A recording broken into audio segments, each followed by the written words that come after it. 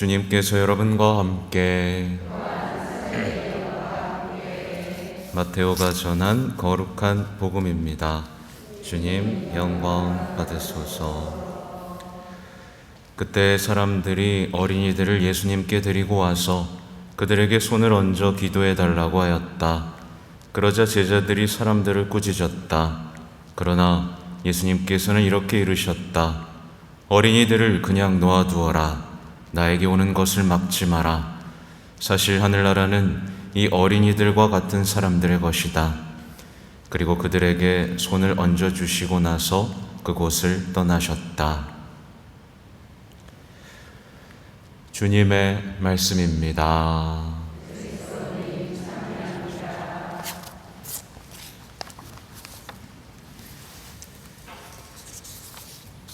자비로이 교회를 이끌어 주신 주님 기억하며 감사하게 하소서. 네, 오늘은 개인적으로 기쁜 날입니다. 우리 성모님의 기사 막시밀리아노 마리아 꼴베 사제를 소개해 드릴 수 있어서 굉장히 기쁜 날입니다. 다들 아시죠? 너무 유명하시니까. 근데 이 순교자께서 성모님을 얼마나 사랑하셨는지 아시는 분들은 그렇게 많지 않습니다. 얼마나 사랑했으면 중간에 마리아가 껴있죠. 저도 이름을 바꾸고 싶을 때가 있습니다. 이병근 마리아 대건 안드레아. 아무튼 이 콜베 사제가 남긴 말 중에 몇 가지만 먼저 말씀드리고 강론을 시작할까 합니다. 이런 말씀이 있어요. 우리가 원죄 없으신 성모님의 것이 되면 될수록 우리는 더욱 완전하게 예수와 아버지 하느님과 지극히 거룩하신 삼위일체를 이해하고 사랑하게 됩니다. 그러니까 원죄 없으신 성모님의 것이 된다. 아무튼 원죄 없으신 성모님의 것이 된다라는 건 굉장히 중요한 일입니다. 개신교 이쪽에서는 아니 어떻게 원죄 없을 수가 있냐라는 걸로 막 낭비되는 논쟁을 하지만 악을 이기기 위해서는 원죄가 없어야만 합니다. 그래서 우리가 티 없으신 성모 성신께 봉헌하죠, 그죠? 왜 봉헌해요? 오늘 하루도 악과 싸워서 이기기 위해서입니다. 죄 없으신 그분과 하나 돼서 악마의 머리를 뒤꿈치로 뒷익어서 없애버리기 위해서. 원죄 없으시면 그래서 중요하죠. 내일 교리와도 연결되지만 성모님께서 승천하신 이유가 뭐죠? 죄가 없기 때문에 죽음이 없는 겁니다. 아무튼 그 다음 또 이런 말씀을 하세요. 우리는 모든 영혼이 성모님께 닿을 수 있도록 일해야 합니다. 그리하여 마침내 성모님께서 모두를 지배하게 되셨을 때 비로소 모든 인간 존재는 행복을 얻을 수 있을 것입니다. 라고 나오죠. 그러니까 모든 분들이 성모님을 사랑할 수 있도록 소개하는 것이 우리의 사명 중에 하나입니다. 그래서 세상에 성모님을 미워하는 사람이 그래서 많은 거예요. 성모님을 사랑하면 변화되기 때문에 성모님을 미워하는 사람이 많은 것이고, 또 가톨릭 내에서도 레지오가 많잖아요. 하지만 레지오 하면서 행복해진 레지오 단원들은 그렇게 많지 않습니다. 왜 그래요? 거짓 신심이기 때문에 그럽니다. 가톨릭 내에서도 성모님께 대한 거짓 신심들이 변화를 막고 있는 거죠. 우리는 제대로 성모님을 사랑하고 제대로 사랑하는 성모님의 자녀가 되어서 우리 교회 안에서부터 이 성모님께 대한 사랑을 키워가고 그리고 온 세상을 향해 나아가야 하죠. 또 이런 말씀도 남겨주셨어요.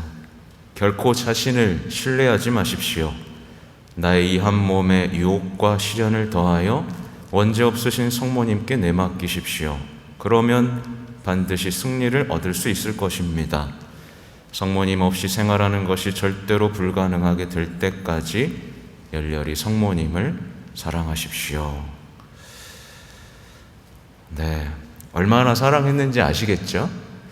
아무튼 이제 막시밀리아노 마리아 꼴베 사제 생애를 이렇게 조금 살펴보면 신부님은 1894년에 폴란드에서 태어나셨어요. 어릴 적 이름은 라이문도였고 막시밀리안이라는 이름은 수도명이라고 보시면 됩니다. 프란치스코의 사제고 또 아까 말씀드린 것처럼 성모 기사회 신심단체를 세우신 설립자입니다. 이따가도 언급을 하겠지만 성모 기사회를 세우신 이유는 명확해요. 뭐냐면 이 시대를 어떻게 하면, 이 시대와 어떻게 싸울까에 대한 고민이 있으셨던 겁니다. 말하자면 이 시대를 어떻게 하면 승리로 이끌어갈까? 이 시대가 왜 자꾸만 악에 패배할까? 왜 패배할까요? 불순명의 시대이기 때문에 그럽니다. 불순종의 시대, 자기를 사랑하고 순종하지 않는 시대이기 때문에. 그래서 이것을 극복하기 위해서는 성모님이 필요하고, 그러니까 순종하시고 겸손하신 성모님이 필요하고, 그래서 성모 기사회가 탄생한 거죠. 레지오도 사실 마찬가지입니다. 이 시대와 싸우기 위해서 겸손과 순종을 살아내기 위해서 설립이 된 겁니다. 아무튼 사제는요, 집에서 유명한 성모님이죠, 챙스토바의 검은 성모님을 모시고 있었는데 거기서 이제 기도했다고 해요. 챙스토바 검은 성모는 들어보신 분 계세요? 들어보신 분도 있겠지만 어디 있냐면 우리 성물방 십자가 아래에 있는 것이 챙스토바의 성모님입니다. 그 성모님은 좀 특별해요. 누가 그렸게요? 루카 복음사가 그렸다고 전해집니다. 그러니까 성모님을 직접 보고 그린 유일한 성모상인 거예요. 아무튼 그 성모상을 집에 모셔놓고 기도하다가 성모님께서 한 손에 붉은 관, 한 손에는 하얀 관을 들고 나오셔서 라이문도야, 너 어떤 관 갖고 싶니? 라고 물으셨다고 해요. 뭐 갖고 싶으세요? 둘 다 싫어요? 뭘 갖고 싶냐? 라고 했더니 라이문도는 둘 다 주세요 라고 했다고 합니다. 하나는 순교자로서의 관이고, 하나는 성모님의 기사로서 어떤 사랑에 순교할 수 있는 관인데, 둘 다 받은 거죠. 그래서 결국 순교하고 자신마저 포기하는 그 사랑으로 나아갔던 성인이 막시밀리아노 사제입니다. 성인의 신조는 그거였어요. 성모님의 영광을 위해서는 모든 것을, 나 자신을 위해서는 아무것도 하지 않겠다는 게 신조였습니다. 아무튼 성인은 모든 일에서 성모님의 일을 찾았고, 성모님의 뜻이라면 어떤 근심 걱정도 없이 늘 해냈습니다. 그래서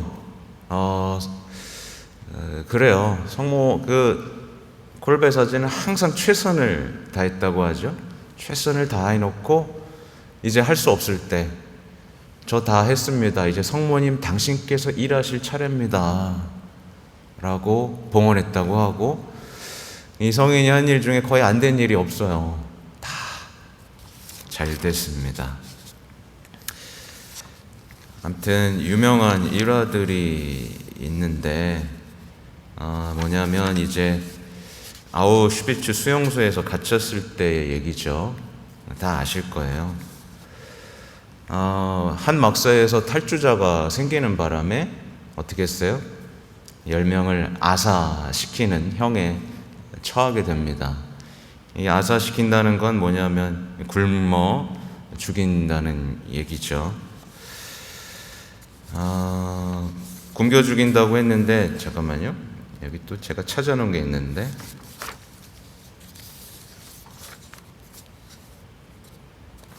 굶겨 죽인다고 했는데 이제 한 명이 이름이 프란치스코 가요부니 체크라고 합니다.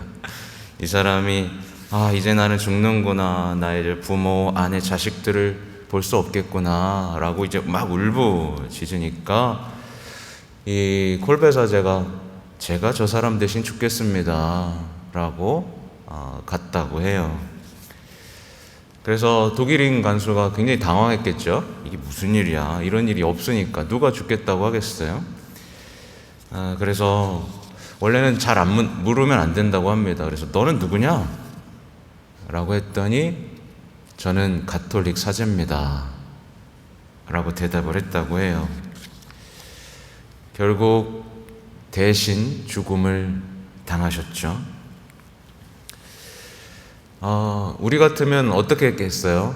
수용소에 끌려갔을 때 그 절망감 속에서 정말 거의 삶을 포기하다시피 하고 아니면 어떻게든 살아서 나가겠다는 어떤 것들의 생각에 사로잡혔겠지만 성인은 좀 달랐던 것 같아요. 성인은 수용소에 끌려간 불행을 섭리라고 생각했고 사랑이 죽음보다 강하다는 것을 그 곳에서 증명을 해냈습니다. 지옥과도 같던 그 감옥을 천국으로 바꾼 것이 콜베의 사랑이었습니다. 그래서 성인의 삶은 내 삶의 지옥 같다, 여기서 벗어나고 싶다라고 하는 분들에게 굉장히 큰 희망을 줍니다. 어떤 분들은 정말 삶이 지옥이라고 생각해요. 가정이 지옥이라고 생각하고 직장이 지옥이라고 생각합니다. 근데 여기보다 심할 수 있을까요? 강제 수용소보다? 일 조금만 하면 때려서 죽이고 가둬서 죽이고 독가스로 죽이는 이 곳에서 콜베 성인은 그걸 섭리라고 생각하고 사랑이 죽음보다 강하다는 것을 증명해냈잖아요. 아무튼 이 콜베 사제가 가장 중요하게 생각한 것은 순종입니다. 그래서 이런 말씀을 남겼어요. 거룩한 순종을 통해서 우리는 진정 성모님 손안의 도구로 변화한다. 마치 성모님의 원의가 거룩한 순종을 통해서 하느님의 뜻과 직접으로 일치하는 것처럼 우리 원의가 성모님을 통해서 하느님의 뜻과 일치한다. 그러므로 거룩한 순종을 통해서 우리는 모든 면에서 성장하고 그것은 무한하다. 거룩한 순종에서 얻는 모든 공로를 빼앗아 버리는 이러한 파괴적인 역병이 형제들을 오염시키지 않도록 조심하기를. 장상이 무언가 결정하고 그 결정에 순종하는 데는 결코 은총이 부족함이 존재하지 않는다. 즉 하느님께서는 장상의 명 안에서 당신 뜻을 이루는 것이 아니라 겸손한 이들의 순종 안에서 모든 것을 완성하시기 때문이다. 이 말이 뭐냐면요, 순종하기 싫을 때 있죠. 내가 저 사람 말을 왜 들어야 돼? 저거 틀렸는데? 라고 생각하고 이 더 좋은 방법이 있는데? 라고 생각하는 경우가 있죠. 그렇죠? 근데 하느님께서 일하는 방식은 그게 아니시라는 거예요. 저거 틀렸고 저거 나쁘니까 나 저기 순종하지 않고 더 나은 대안을 제시해서 얘기해서 일을 바꿔갈 거야. 이게 오늘날의 사회 사람들의 생각입니다. 그래서 순종이 없어요. 근데 마리아 콜베 사제가 말하는 순종은 뭐냐면 위에서 부당한, 어떻게 보면 나쁜 명령을 했다. 물론 죄를 짓게 하는 명령은 거부해야 됩니다. 당연히. 하지만 조금 힘들고 어려운 방법으로 돌아가도록 명령을 했다면 그 거룩한 순종을 통해서 내가 그 안에서 최선을 다한다면 하느님의 뜻이 이루어진다는 뜻이에요. 특히 우리 공동체 안에서 그런 일이 벌어질 수 있도록 우리는 순종해야 됩니다. 그렇잖아요. 어떤 봉사단체에서 단체장을 뽑아요. 그러면 그 단체장이 하는 일이 마음에 들어요, 안 들어요? 안 들죠. 내가 더 똑똑하고 내가 더 잘할 수 있을 것 같은데. 하지만 순종한다면, 그 순종 안에서 최선을 다하고 내가 할 수 있는 일로 보완을 해낸다면 하느님이 거기서 일을 하시기 시작한다는 것이고 성모님께서 도와주신다는 얘기입니다. 그래요. 아무튼 뭐 제가 많이 뽑아왔는데 그렇습니다. 복음도 간단히 보고 싶은데 그래요. 어린이들을 그냥 놓아두어라 라고 말씀하시죠. 그냥 그것만 기억하시면 좋겠어요. 어린이는 항상 구체적이고 솔직하고 단순하고 감추지 않고 부끄러워합니다. 그래서 고해소에 오는 어린이들의 고백은 굉장히 아름답죠. 구체적이고 솔직하고. 근데 어른들은 어째요?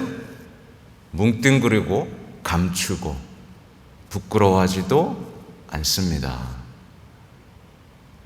이 지점이에요. 어린이들을 사랑하셔야 됩니다. 그래서 부모들이 자녀를 키우잖아요. 그죠? 근데 요즘 누가 키워요? 할머니, 할아버지들이 키우죠. 그죠? 네. 부모가 어린이와 멀어질수록 그는 구원과 멀어집니다. 확실합니다. 부모가 어린이들을 키우고 그들의 아름다운 모습을 보면서 정화되어 가는 거예요. 특별히 어린이를 생각하면 파티마의 어린이들이 생각나죠. 그 어린이들이 얼마나 성모님을 바라보면서 그 아름다움에 감탄하고 성모님이 아파하는 것에서 눈물을 흘리고 성모님이 해달라는 그대로 무릎을 꿇고 기도했고, 그죠? 성모님이 비밀을 지켜라 라고 얘기하니까 끝까지 지켜냈던, 지키지 못했던 것에 부끄러워하고 눈물을 흘렸던 그 어린이들의 마음. 우리는 어린이를 닮아야 성모님을 사랑할 수 있고 하늘나라에 가까워질 수 있습니다. 아멘.